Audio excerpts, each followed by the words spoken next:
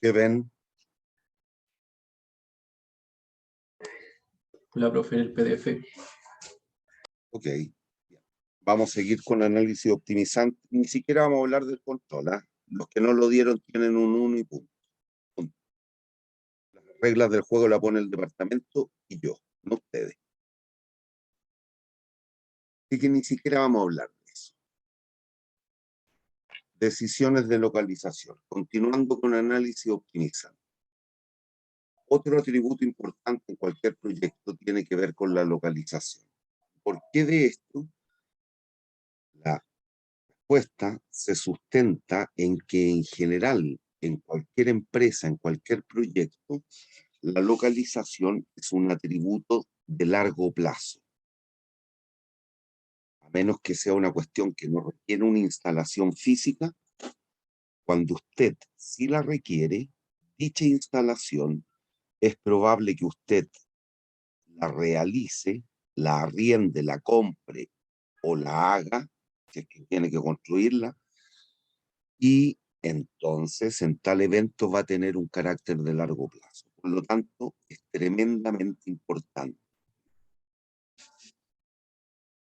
Para eso, lo que vamos a hacer hoy día es ocupar un método descrito por Nasir y Reinaldo Zapag, que tiene que ver con el cálculo de un índice relativo y que permite, mediante la comparación sistemática entre distintas localizaciones, lograr encontrar la mejor. Y para eso se debe trabajar entonces para discriminar o discernir entre las distintas localizaciones algunos atributos. Hay que determinar cuáles van a ser los atributos, las variables, los ítems relevantes a efecto de poder discriminar entre cualquiera de las localizaciones potenciales.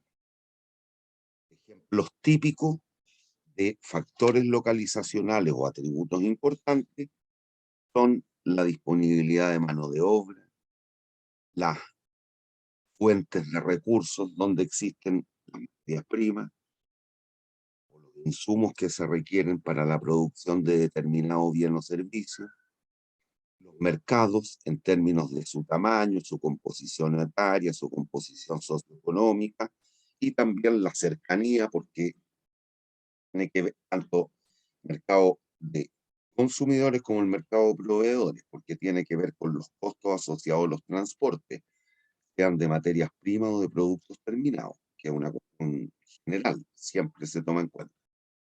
Algún tipo de factor ambiental, pueden haber restricciones o beneficios en determinadas localizaciones.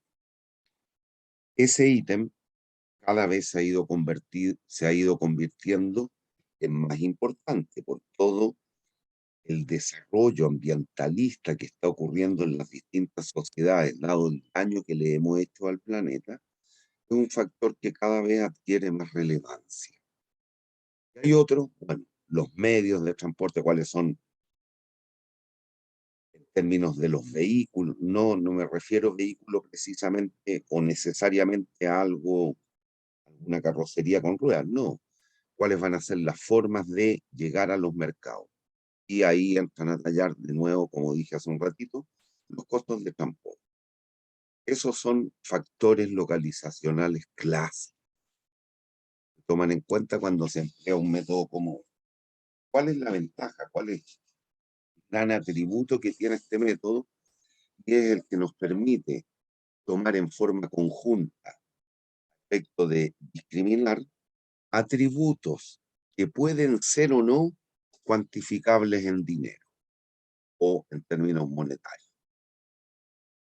No perdiendo de vista si fue posible cuantificarlo en términos monetarios, quedó reflejado en el perfil y por lo tanto está implícito en el flujo de caja. Pero además de servir para construir el flujo de caja, nos puede servir para discriminar entre distintas localizaciones. ¿Hay dudas? ¿Hay dudas? No, no, profesor, no hay dudas.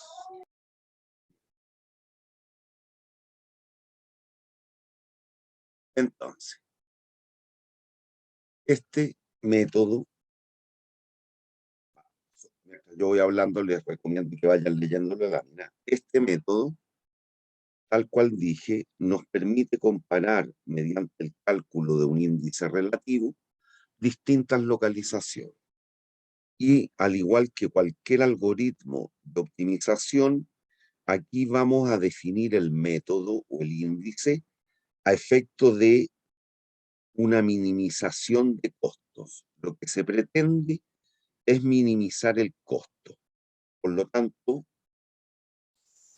sin siquiera todavía haber definido el índice, claramente eso ya nos lleva a pensar en algún criterio de decisión.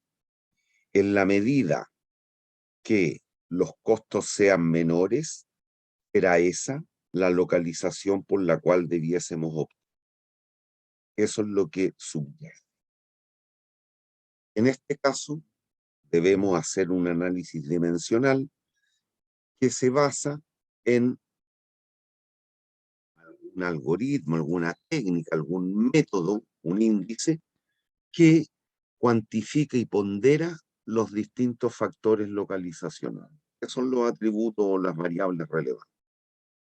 Entonces, lo podemos discriminar este método en 3 pasos. En el primer paso, lo que hay que hacer es determinar cuáles son los atributos relevantes, cuáles son los factores localizacionales que de verdad nos van a permitir tomar una decisión acertada respecto de la localización. Y aquí debemos distinguir en 2 posibilidades. Uno, que el atributo sea cuantificable en dinero. Si es así, diremos que ese atributo presenta un carácter de costo. En la medida que no sea cuantificable en dinero, diremos que el carácter de esa variable o de ese atributo es un elemento de puntaje.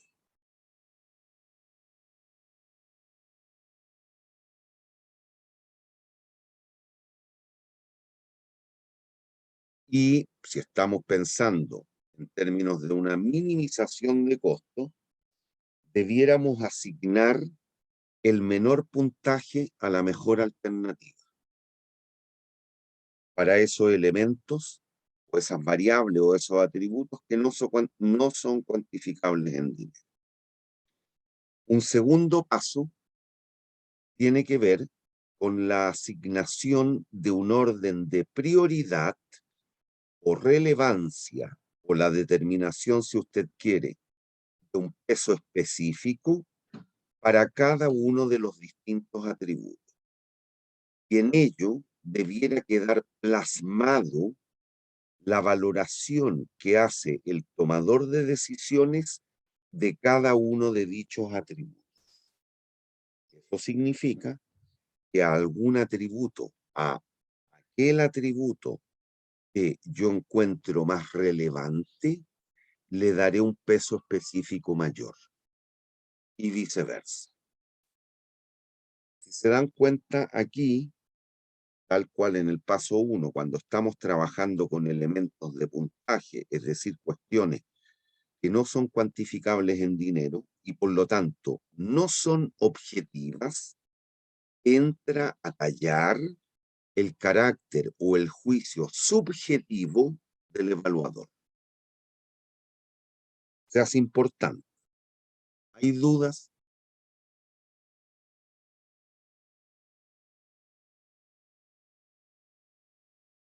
¿Hay dudas? No, profe, todavía no. Ya. Y lo tercero es la construcción y cálculo del índice. ¿Y qué es lo que es el índice relativo? Que lo tenemos aquí abajito. Índice relativo A partido por B. Es la multiplicatoria, la pitatoria, de los atributos jésimos de la localización A partido por el atributo jésimo en la localización B elevado a P sub J, donde S sub BJ es el atributo en cuestión para cada una de las localizaciones. Y P sub J es el factor ponderador o el peso específico que le da el evaluador a cada atributo.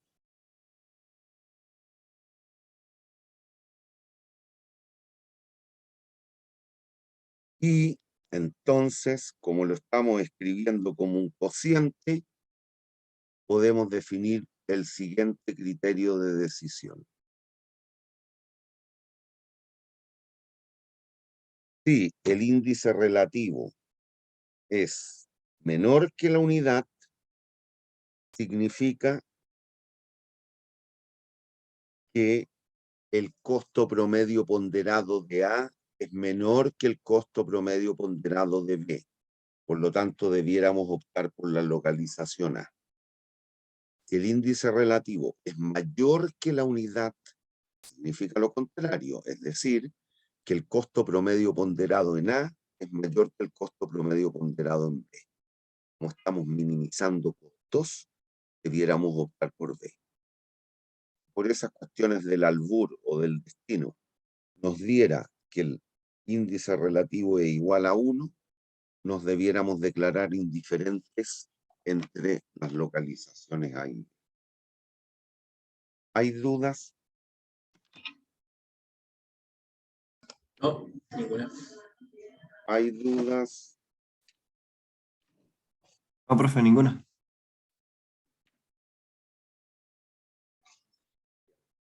Aquí hay un ejemplo resuelto.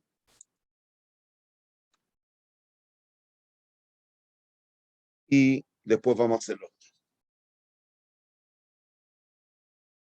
Nos dan dos localizaciones, la A y la B. La A y la B. Y nos dan 5 factores localizacionales. Hay 2 de ellos, el 1 y el 2, que son cuantificables en dinero. Por lo tanto, presentan un carácter de costo. Hay 3 que no son cuantificables en dinero. Por tanto, tienen un carácter subjetivo y entonces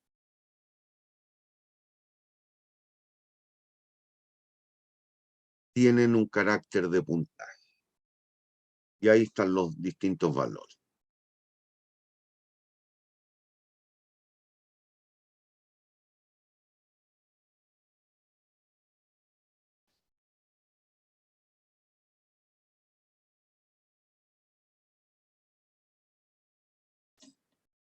¿Hay dudas ahí? Profe, no sé si lo mencionó, pero esos puntajes fluctúan entre algún valor, entre, no sé, 0 y 10. No, lo define el evaluador. Puede Ya, ser del 1 al estoy diciendo. 7, del 1 al 10, no sé. Ok. Ya, gracias, profe. Eso lo defines tú. Como evaluador, a eso me refiero. Bueno, basta construir el índice. La multiplicatoria, la pitatoria. Entonces nos queda 10.000 partido por 30.000 elevado a 1. 10.000 partido por 30.000 elevado a 1. ¿Hay dudas? No, Multiplicado por 2 millones partido por 1,5 millones elevado a 4. ¿Hay dudas? no, todavía no. Por 5 partido por 2 elevado a 3, por 4 partido por 4 elevado a 3, por 4 partido por 7 elevado a 4. ¿Hay dudas? No, ninguna. Listo. Aquí lo único que hice fue reducir las fracciones que eran reducibles. Esto es 1/3, esto es 4/3. Ahí está. Trabajamos con esos numeritos más chicos para no equivocarnos en la calculadora. Así. Y el índice nos da 1,75, mayor que 1. Mayor que 1, eso implica que el costo promedio ponderado de B es menor que el costo promedio ponderado de A. Por lo tanto, optamos por la localización. ¿Hay dudas? No, ninguna. Y aquí si mira, esta columna vale nada, olvídense de eso. tiene ni una relevancia. Esta sí es importante. Este individuo, este evaluador, está declarando que cuál o cuáles son los atributos más importantes para él. A cuáles le asigna un mayor ponderador o peso específico.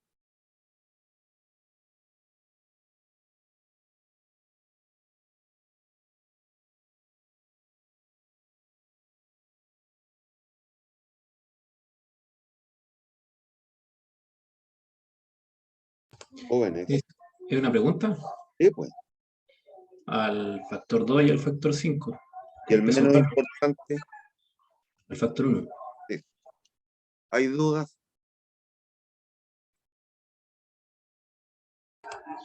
No, ninguno.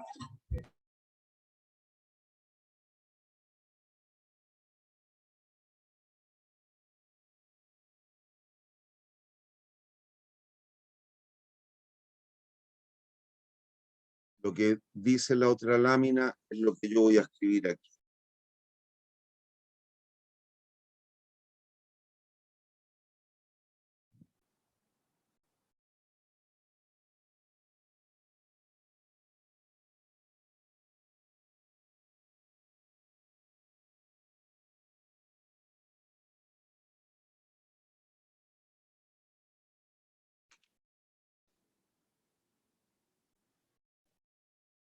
Entonces, aquí tenemos 3 localizaciones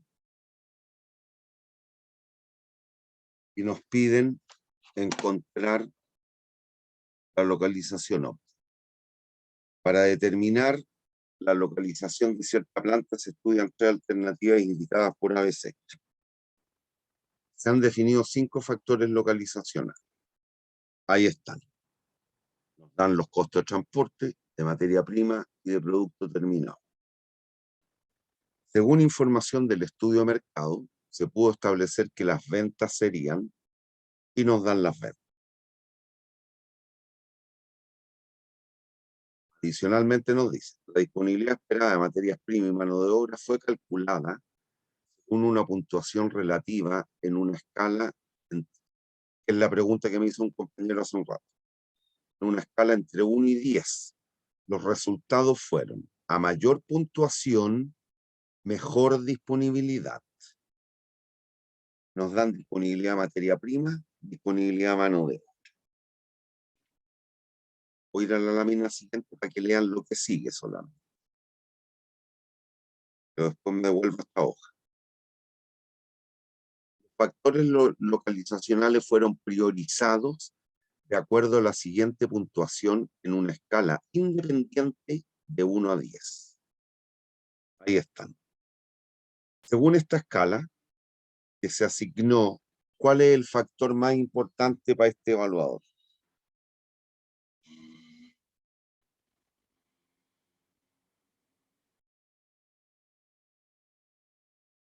Les pregunto. Disponibilidad de mano de obra, ¿Y el menos importante? ventas esperadas. Ojo, seguramente en el flujo de caja, las ventas fueron quizá el atributo más importante, pero para efectos de determinar la localización, si bien importan, es el menos importante. ¿Hay dudas? ¿Hay dudas? No, profe. Entonces, lo que recomiendo que hagan en casos como este,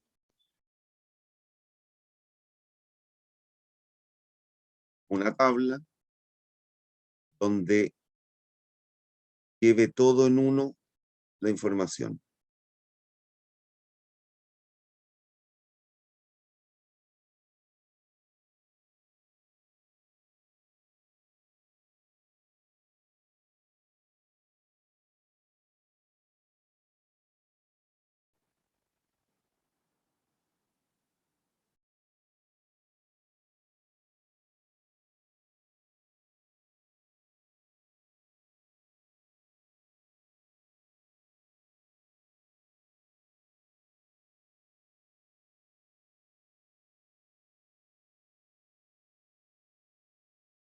factor localizacional.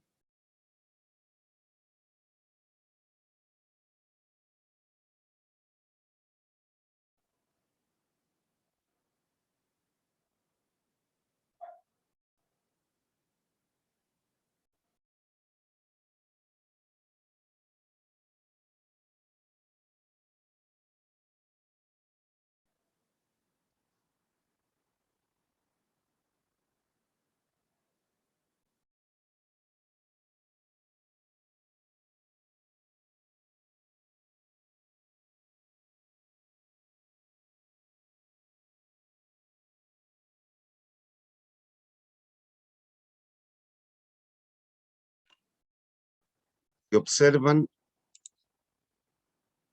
el costo de transporte, ¿en qué dimensión se da?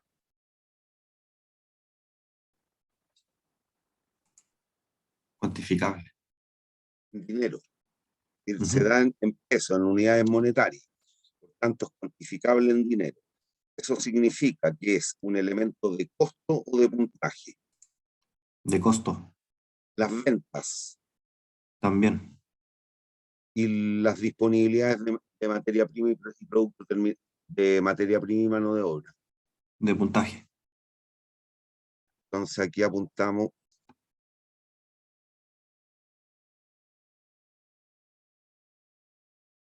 el carácter. Estos tienen un carácter de costo,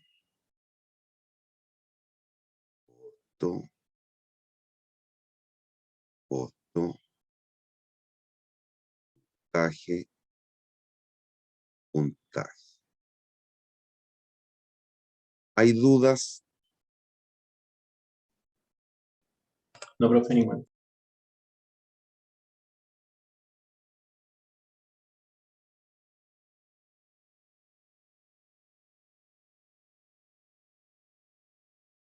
Y aquí lo que hacemos es copiar los valores para la localización A, la B, la C y los P sub J.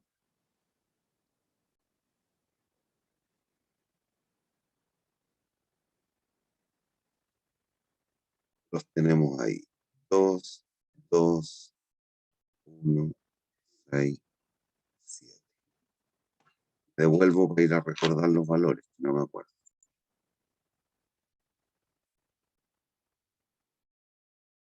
150, 70. 150, 70.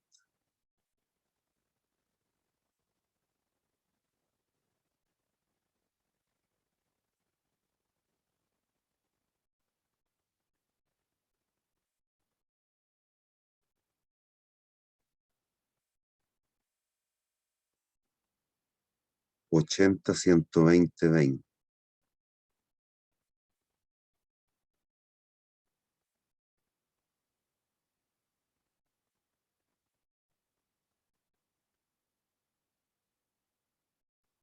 Millón dos,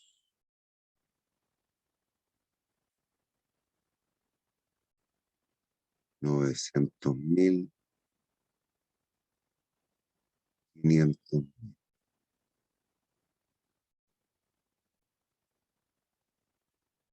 668,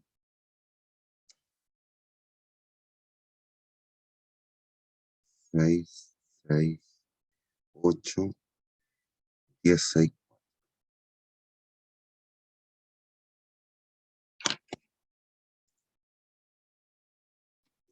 ¿Hay dudas? No, profe. No, Listo. ninguna. Listo, y ahora se calcula el índice relativo. Esto lo puedo borrar porque ya lo tenemos. Me quedaron re largas las líneas horizontales, pero no importa. Entonces, le damos al cálculo de los índices. Índice relativo de A contra B.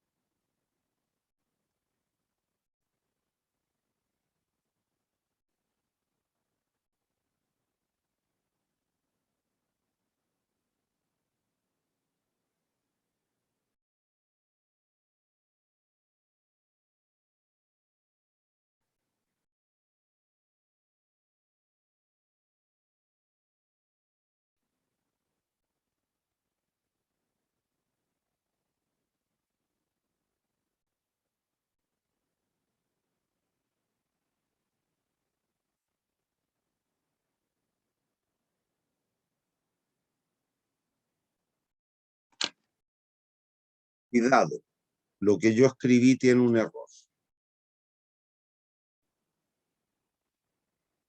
¿Por qué? Porque nunca deben dejar de pensar. ¿Está bien o está mal? Si es que entendió el ejemplo.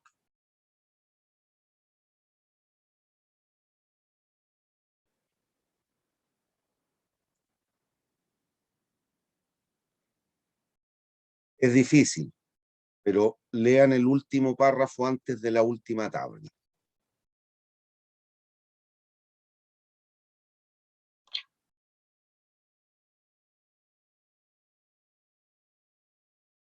Lean el último párrafo antes de la última tabla. La disponibilidad esperada de materia prima y mano de obra fue calculada según una puntuación relativa en una escala entre 1 y 10. Los resultados fueron en la tabla. Y hay una nota explicativa en el paréntesis: a mayor puntuación, mejor disponibilidad. Eso significa que ese atributo está siendo concebido como costo o ingreso en el fondo. Costo o beneficio, si eso es lo que estoy preguntando.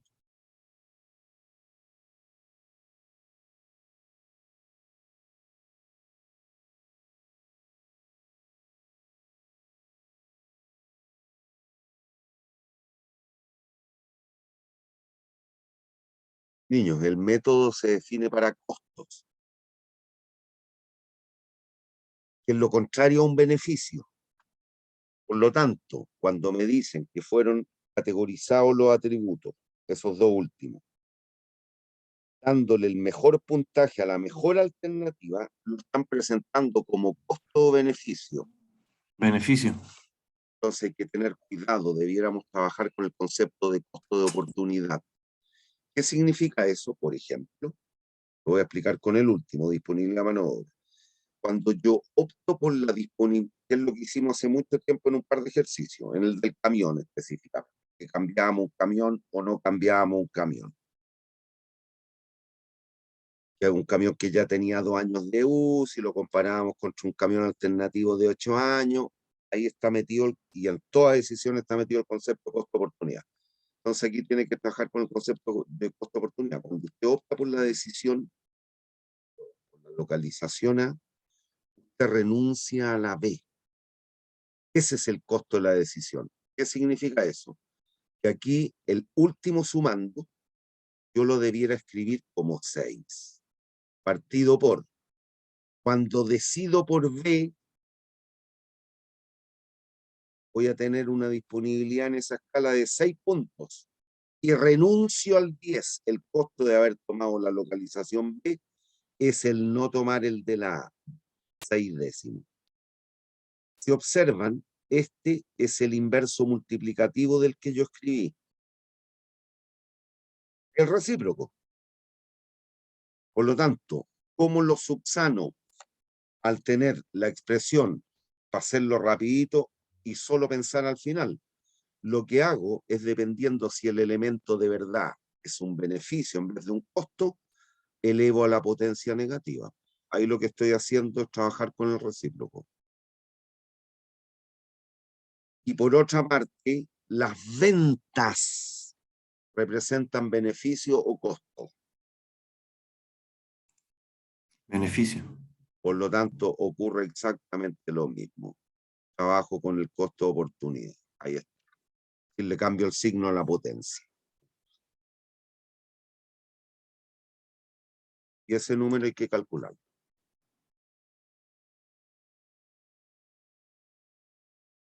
Háganlo.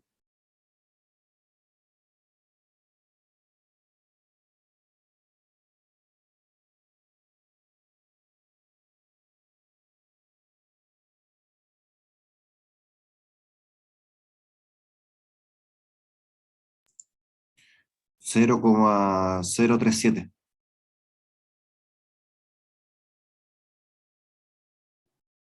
¿Cuánto?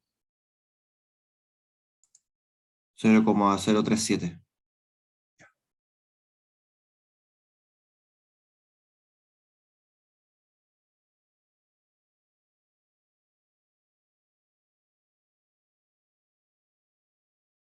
menor que 1. Eso implica Que se toma la opción A. que toma. ¿Qué habría que hacer ahora? Comparar A con C.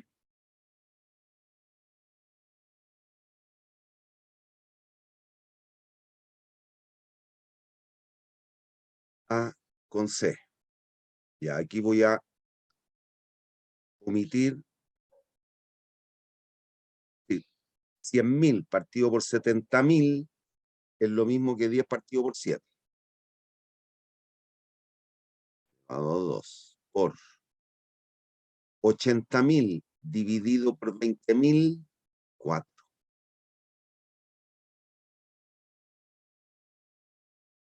1.200.000 dividido por 500, 12 partido por 5. Menos 1. 6 partido por 8, elevado a menos 6. 10 partido por 4, elevado a menos 7. Esto nos da APP 0,13. 0,13. Por lo tanto, al comparar A con C nos quedamos con, Con A. por los resultados de estos números, ciertamente el orden debiera ser A preferido a C preferido a B. Ese debiera ser el orden de preferencia de las localizaciones.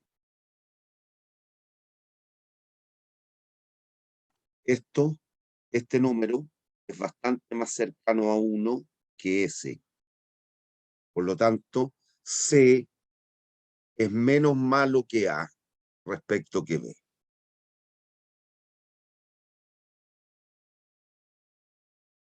Entonces el orden debiera ser ACB. ¿Hay dudas? ¿Hay dudas? No. Bueno,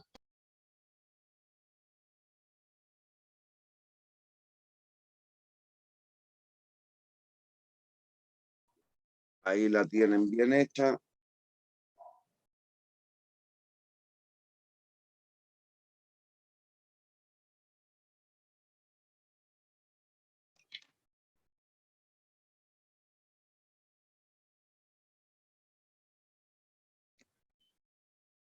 Y si no me cree lo que le dije, porque basta hacer el cociente entre estos dos nomás, entre el primer índice y el segundo índice, 0,37 partido por 0,12, o al revés, como lo quiera ver, pero si lo hace va a llegar a aquello. Este resultado es 0,12 partido por 0,033, o 0,037, no me acuerdo cuánto fue lo que me dijiste.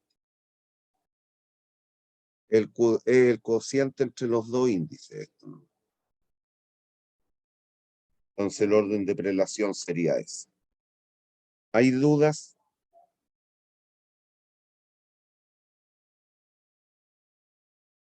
¿Hay dudas? ¿No, profe?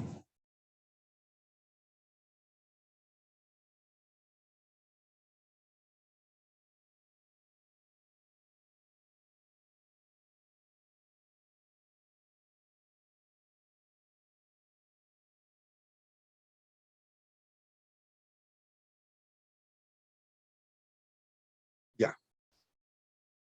Vinculado con lo anterior, vamos ahora al concepto de vida útil económica.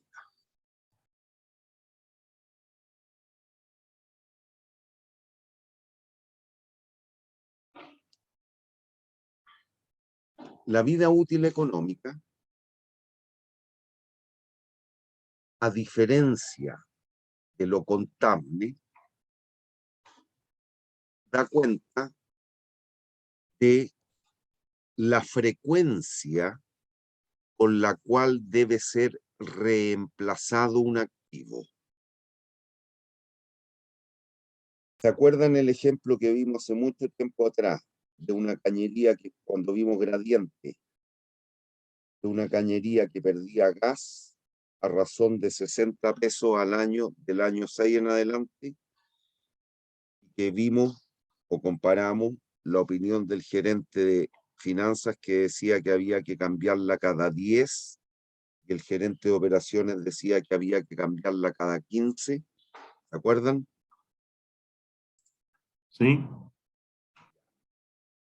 Mucho tiene que ver esto que estamos analizando ahora con ese ejemplo.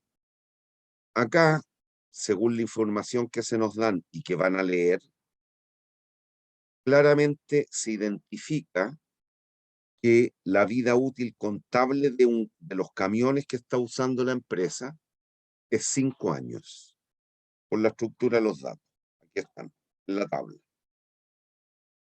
La vida útil contable son 5 años. La pregunta que nos vamos a hacer es determinar, bueno, ¿cuál es la mejor frecuencia con la cual debemos ir reemplazando los camiones a efecto de tener mayores utilidades o menores costos? En este caso nos dan solo información de costos. Por lo tanto, debiéramos optar por aquella frecuencia en la cual los costos promedio ponderados sean los menores posibles. Y ese concepto, esa frecuencia con la cual es conveniente el reemplazo de los camiones, es el concepto de vida útil económica. En general, no siempre, pero en general, la vida útil contable de un activo es mayor que su vida útil económica. En general, no siempre. ¿Qué significa eso? Que si vamos a permanecer en el negocio de los fletes, que puede ser nuestro negocio aquí porque estamos buscando camiones, en vez de esperar a que el activo se deprecie completamente y lo liquidemos, según la vida útil contable, que es cada 5 años, puede que nos convenga ir reemplazando el camión en una frecuencia mayor, es decir, con mayor frecuencia. Eso significa en un periodo de tiempo más corto, reemplazarlo cada 4, cada 3, cada 2 o quizás cada año. ¿Hay dudas? ¿Hay No, dudas? Lo mismo pasa con piense en el auto, que es que tienen un autito en el auto, o en un televisor, o en el hervidor, o en la cocina, o en lo que sea. Hay activos que por el uso del tiempo, por el uso o el paso del tiempo, van perdiendo valor y se deprecian más de las veces, en términos económicos, más rápido de lo que ha dicho el fabricante.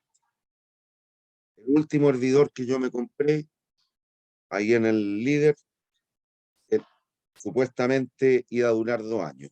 Al año ya tenía sarro por todos lados, a pesar de que lo herví ¿cómo se llama? Con vinagre, todo esto lo limpió, pero al poquito andar se volvió a llenar de sarro y después empezó a filtrar por debajo.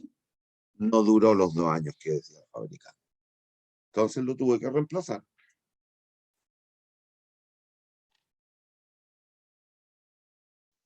Ya. Entonces ahora léanlo bien y vamos a responder lo que se nos pide.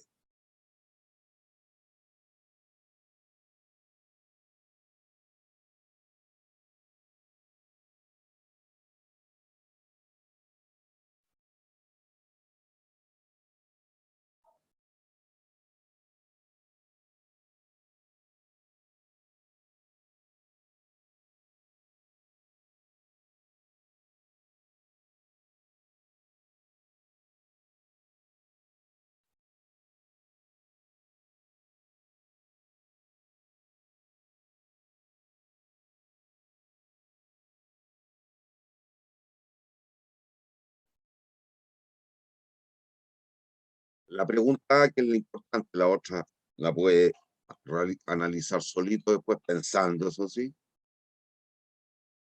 lo relevante para dicha pregunta es esto. Un camión nuevo de igual capacidad costará 4.500 pesos.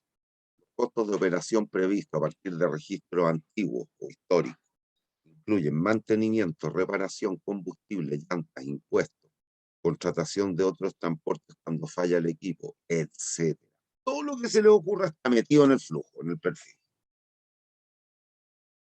Se hicieron las predicciones de valores de mercado de camiones de edades diversas mostradas en el cuadro. La tasa mínima requiere retornos del 10% anual. Nos dan los años de uso. Un camión con un año de uso incurre en un costo de operación de 3.000 pesos y podríamos venderlo al final de ese primer año en 3.003. Si lo ocupamos 2 años, el segundo año incurriríamos en un costo de operación de 3.200 y como el camión está más viejito, ya tiene 2 años de uso, lo podríamos vender en 2.500 y así sucesivamente. ¿Entienden la información?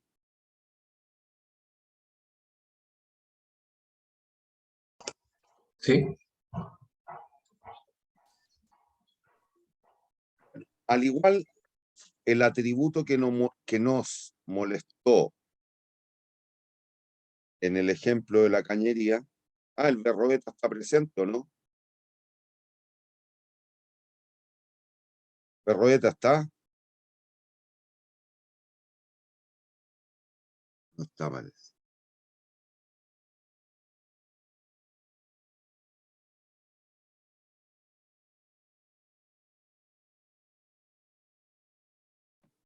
Berroeta me mandó en su minuto un correo preguntándome por ese ejercicio.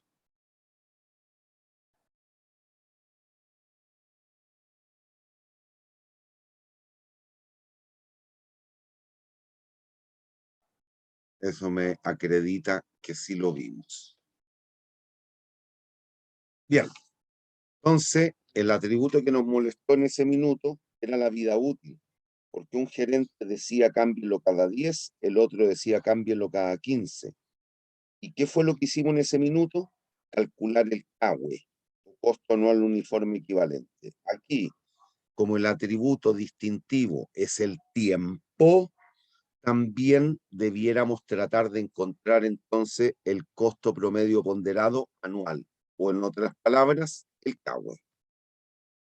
Y para eso, ¿qué tenemos que hacer? Construir los flujos de caja para las 5 opciones. Porque podemos cambiar el camión cada año, cada 2 años, cada 3, cada 4, cada 5. ¿Hay dudas? ¿Hay dudas?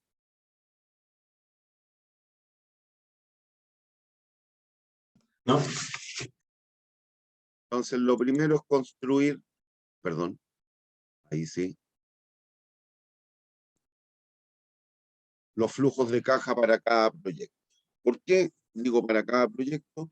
Porque lo podemos entender como 5 proyectos que entre sí son mutuamente excluyentes. Si cambio el camión todos los años, no lo puedo cambiar cada 2 años o cada 5 años. Si cambio el camión cada 2 años, no lo puedo cambiar cada 5 y así. Lo internalizamos como 5 proyectos distintos. Ahí están los flujos de caja. Observan en la medida que más, y véanlo en el mundo real, dado que ustedes son trabajadores,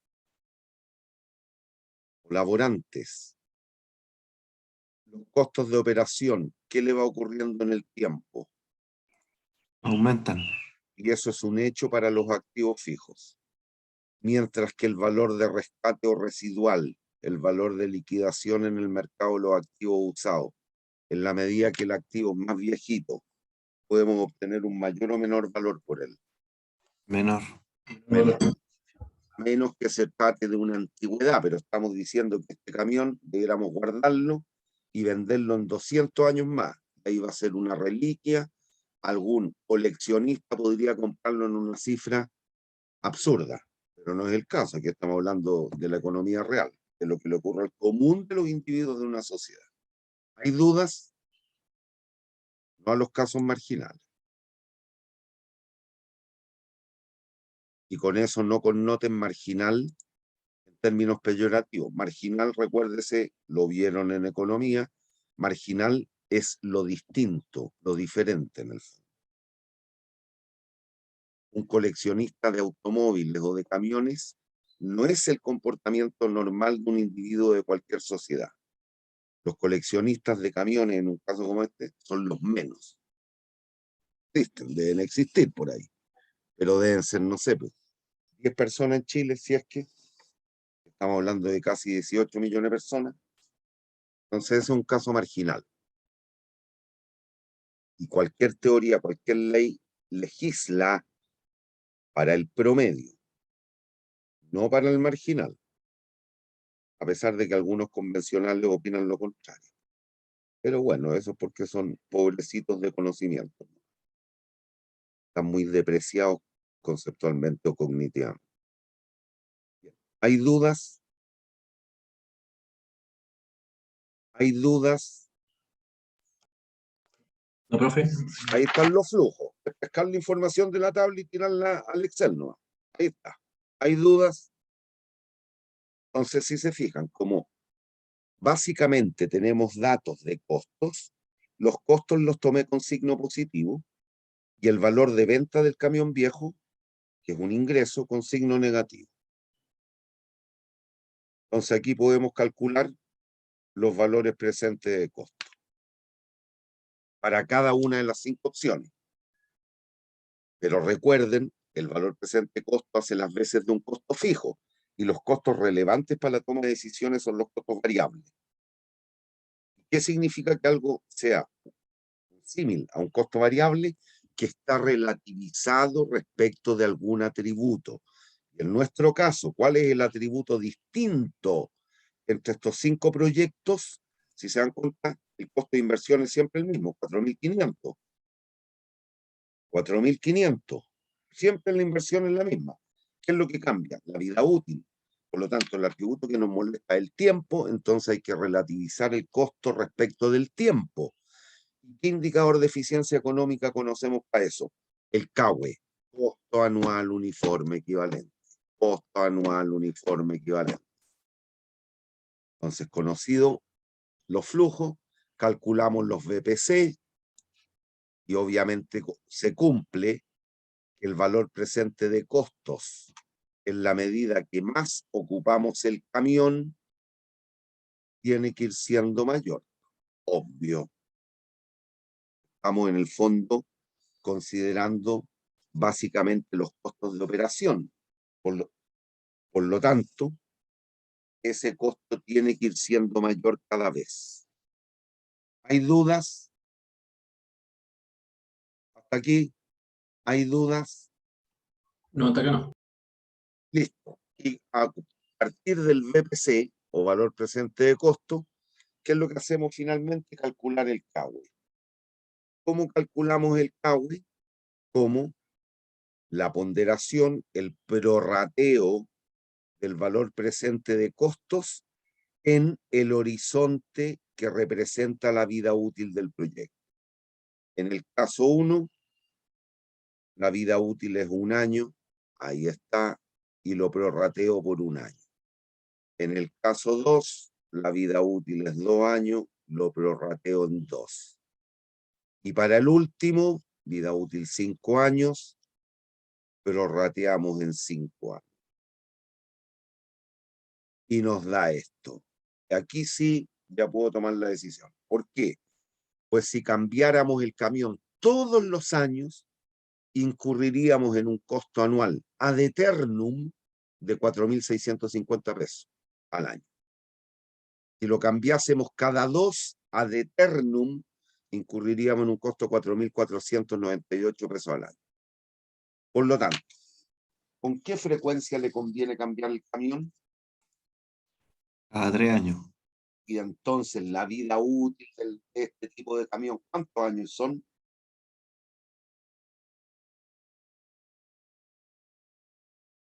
La vida útil económica, 3 años. siendo que la vida útil contable, ¿cuánto era? 5 parece. 5. ¿Hay dudas? No. Eso de- ¿Hay dudas?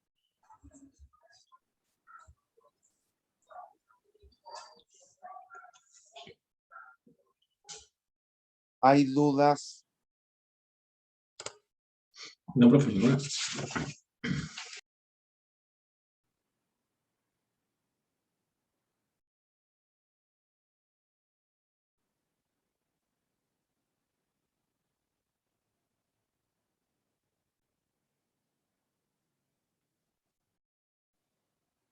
¿Hay dudas?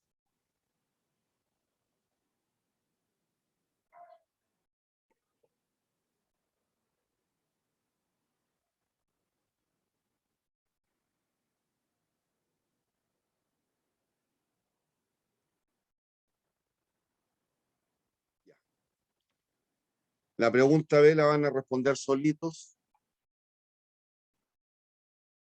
pero les voy a explicar una cosa, o les voy a hacer ver alguna cosa si es que no se ha dado cuenta.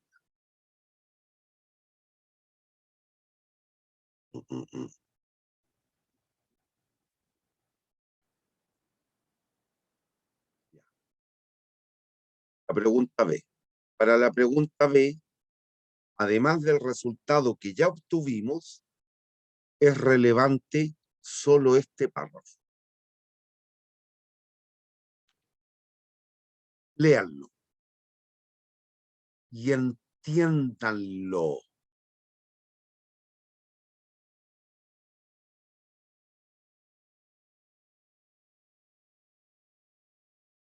Porque les voy a hacer una pregunta.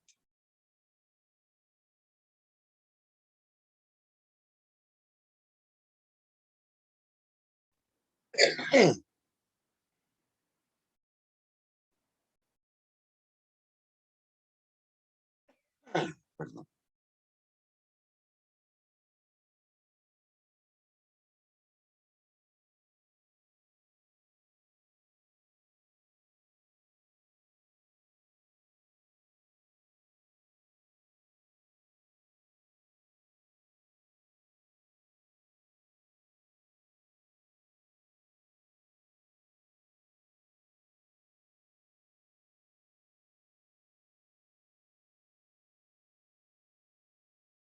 Ya, les pregunto. En este caso, en el párrafo 1, ¿cuántos proyectos ven? ¿Cuántas opciones ven?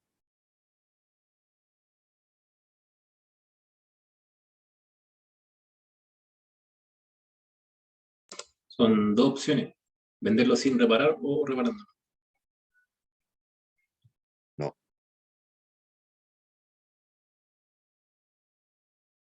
Cabro, hagan un esfuerzo y entiendan lo que leen.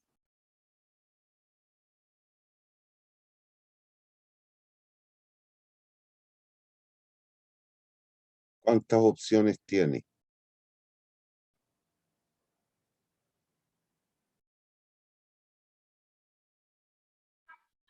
Venderlo a los 4 años o al año siguiente. Esas serían las dos opciones, ¿no? Tienes una tremenda buena vista. Yo no sé de dónde leíste esa información.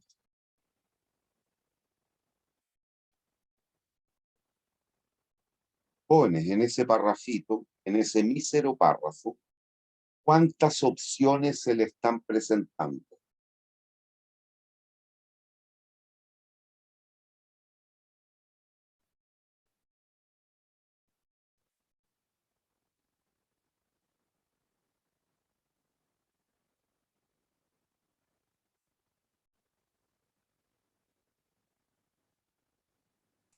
¿Tres? Tres. Explícame cuáles son las tres. O sea, las que yo entendí. Por La eso, primera es vender el camión reparado. Después el otro ya, sería ese mismo año. Ya. ¿Cuál es la otra? El, esperar un año más.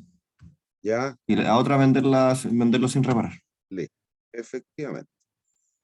Si tú lo vendes al tiro, los flujos serían estos. Venderlo tal cual. ¿Me sigue o no?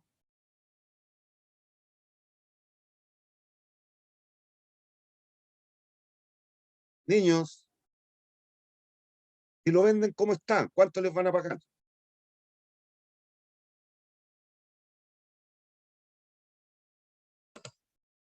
A 1100. Ya.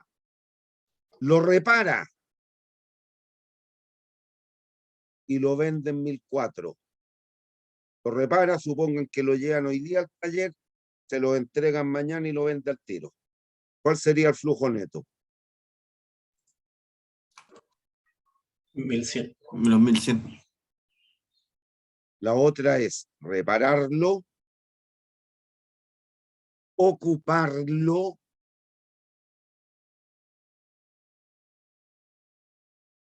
y venderlo.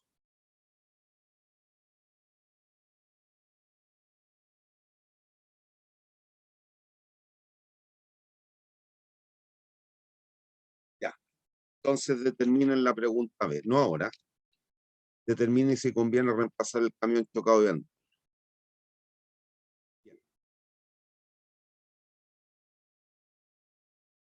Tengo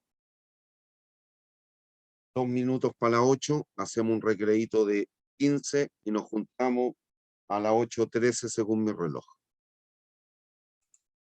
Ya, profe. Ah, lo que sí puedo hacer es subirle clases antiguas. Sí, eso voy a hacer. Eso, profe, eso le voy a decir Con la también. materia Sí. que no voy a alcanzar a ver porque ya no tenemos tiempo, les voy a subir unas clases antiguas. El compromiso es que las vean. No estoy diciendo que las voy a evaluar, pero que las vean, porque les puede servir. Gracias, profe. De todos modos, sí.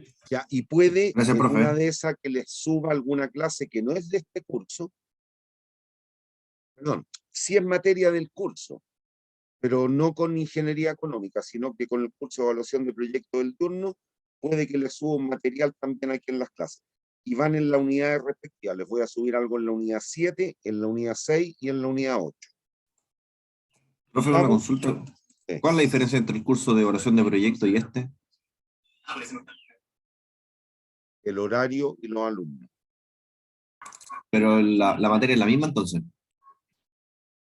Lo que yo enseño es lo mismo, porque esta materia es única, es universal. Ahora, sí exijo un poco menos. A la gente de ingeniería de ejecución le exijo un poco menos que a los civiles, sí. Pero el apunte es el mismo. El material es el mismo. Las clases básicamente son las mismas. Entonces se podría llegar a convalidar a futuro. No sé, ese otro tema. Ese otro tema. Seguramente te lo van a convalidar por ingeniería económica, no por evaluación de proyectos. Bueno, no sé. Es un tema que yo no veo. Yo soy profesor por hora del departamento. No tengo arte ni parte en lo que me estás preguntando. Nos vamos a tener Vale, que ver en profe. evaluación de proyecto. ¿Perdón? Nos vamos a tener que ver en evaluación de proyecto. No, yo no hago evaluación de proyecto en civil vespertino. Ah, Yo hago en civil diurno.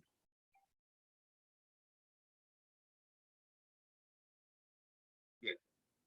Entonces, ya para rematar y les subo las clases antiguas nomás, veamos esta parte. Bien, como usted sabe desde la economía, desde la vida, hay cuestiones que son sustituibles y hay otras que son complementarias. Para el común de los varones, calcetín y zapato son bienes de qué tipo en términos del consumo.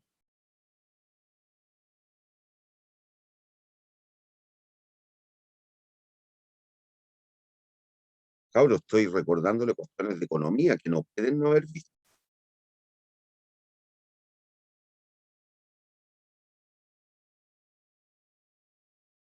Café y azúcar, ¿cómo son para el común de la gallina? complementario, complementario. Ya, café y té, para mucha gente. Sustituto. Díganle al compañero que apague el micrófono. ¿Qué me dijiste? Que no escuché. Café y té, Sustituto. sustitutos. Calcetín y zapato para el común de los varones. Complementario, Zapato, zapatilla. sustituto. Ya. ¿Hay dudas? No. Lo mismo pasa con determinados proyectos. Por lo tanto, aquí vamos a ver algunas características o relaciones que se dan entre proyectos. Tenemos 5 posibilidades. Vamos con la primera. Proyectos absolutamente complementarios. Vengan a la tabla. Bueno, lea el texto y le explico la tabla. Lea el textito. Proyectos absolutamente complementarios.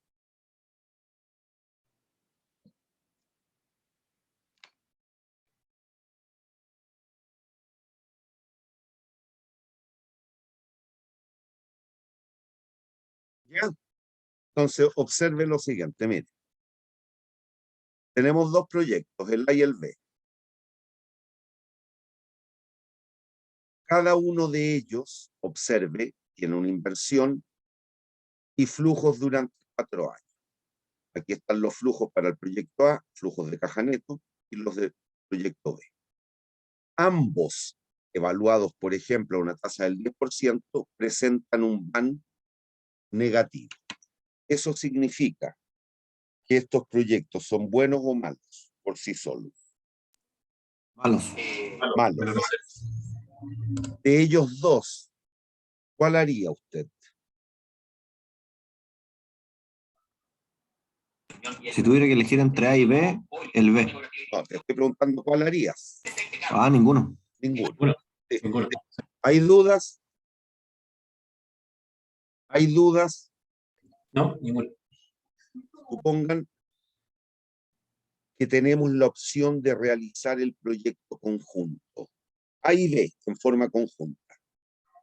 Una cierta inversión, flujos de caja anuales, calculamos el VAN al 10 y nos da positivo. Fíjense lo que está ocurriendo. ¿Cómo es el VAN del A? Es menor a cero. Negativo. ¿Cómo es el VAN del B? También menor a cero. La suma de los flujos, 275 más 289, da 564. Y el proyecto conjunto tiene un flujo de 686, mayor que la suma de los flujos. ¿Me sigue o no? Sí.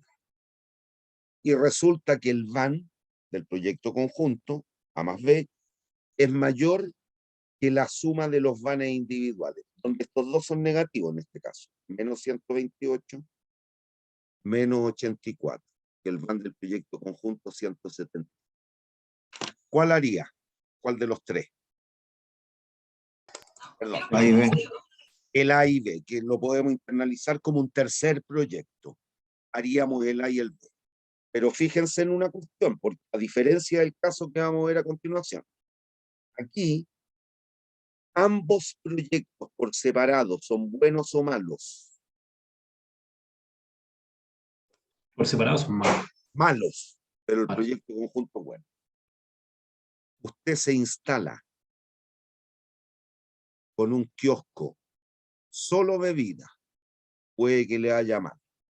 Se instala con un kiosco solo sándwich, puede que le vaya mal. Y si usted se instala con un kiosco que venda bebidas y sándwich, le puede ir bien. ¿Hay dudas? No, profesor, ninguno. ¿Hay dudas? Niños, ¿No? ¿hay dudas?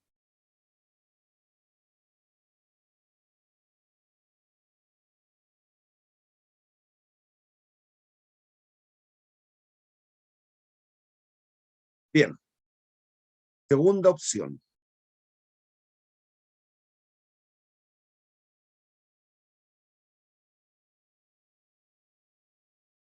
Proyectos complementarios y siguen o tienen una relación positiva. No son perfectamente complementarios como en el caso anterior. Aquí tenemos 2 proyectos, el C y el D. Observen, por sí solo, el C es bueno o es malo. Malo. El D Es bueno. El conjunto. Es bueno también. Y si observan, aquí ocurre algo similar al caso anterior, no idéntico. El van de uno de ellos es positivo. ¿Sigue o no?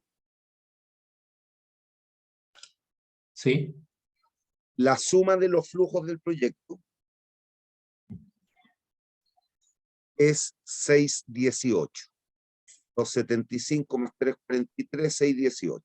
El proyecto conjunto tiene un flujo de 672, mayor que la mera suma. Hasta ahí vamos igual que el anterior, exceptuado por esto. En el caso anterior, el van de ambos, ¿cómo era? Era negativo el van Era de- negativo. Aquí lo que ocurre es que, si bien el proyecto C es malo, al realizarlo en forma conjunta con el D lo termina potenciando y se vuelve a cumplir esta identidad.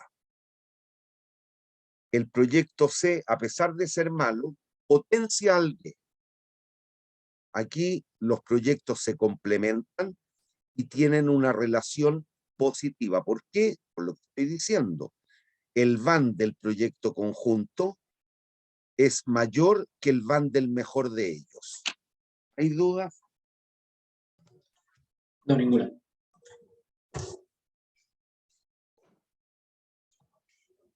Tercera posibilidad. Complementarios con relación negativa. Perdón. Fíjense aquí qué es lo que pasa. El proyecto E por sí solo es bueno o es malo. Malo. El F, Bueno. Bueno. el conjunto, Bueno. Bueno. bueno, cuidado, es bueno. Sí, bueno. Es bueno. Se vuelve a cumplir lo anterior. Los flujos del conjunto es mayor que la suma de los flujos. 275 más 343, 618. Menor que 644. Si se dan cuenta aquí, a pesar de todo, el proyecto conjunto sigue siendo bueno, porque F, en nuestro caso, es tan bueno que, a pesar de verse perjudicado digo, por el E, el conjunto sigue siendo bueno. ¿Entiende?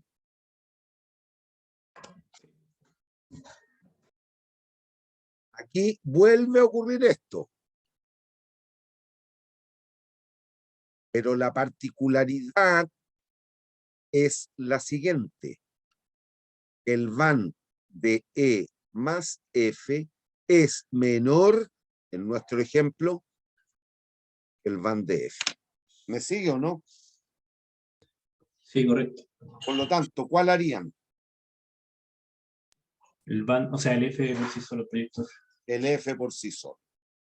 A pesar de que se lo implementáramos junto con el E, ese proyecto conjunto seguiría siendo bueno, pero no tan bueno como el mejor de ellos por separado. ¿Me entiende?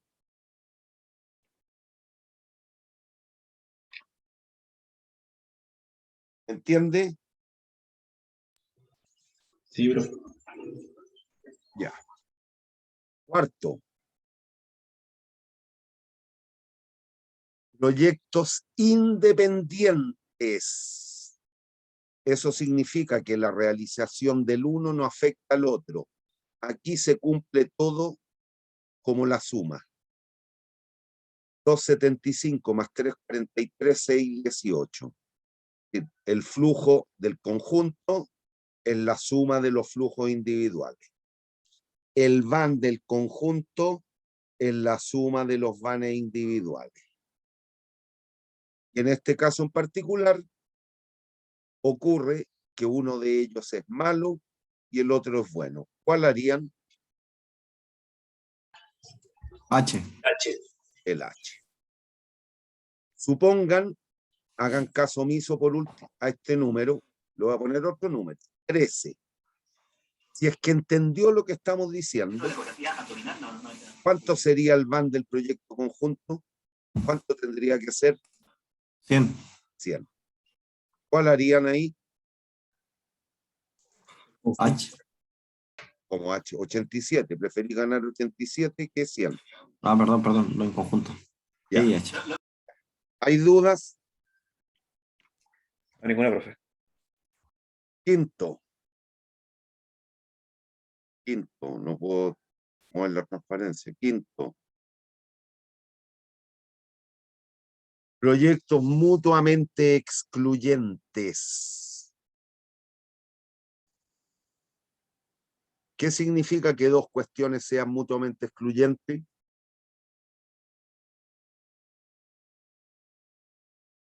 Yo puedo ir al cine y al fútbol a la misma hora. Claro, que no se pueden hacer los dos al mismo tiempo. Si se hace uno, O se hace el otro. se deja de hacer el otro.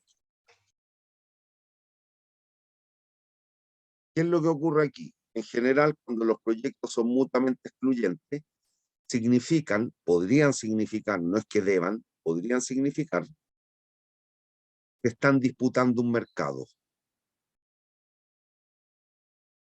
¿Ustedes alcanzaron a conocer los kioscos rojos donde vendían alimentos ahí entre informática e industria? Sí. Sí. Ya. Cuando usted le compraba a la señora del kiosquito, del primer kiosco entrando a mano izquierda, dejó de comprarle al que estaba situado paralelo a la calle La Sófora. No me acuerdo cómo se llama esa calle, por la salida del estacionamiento,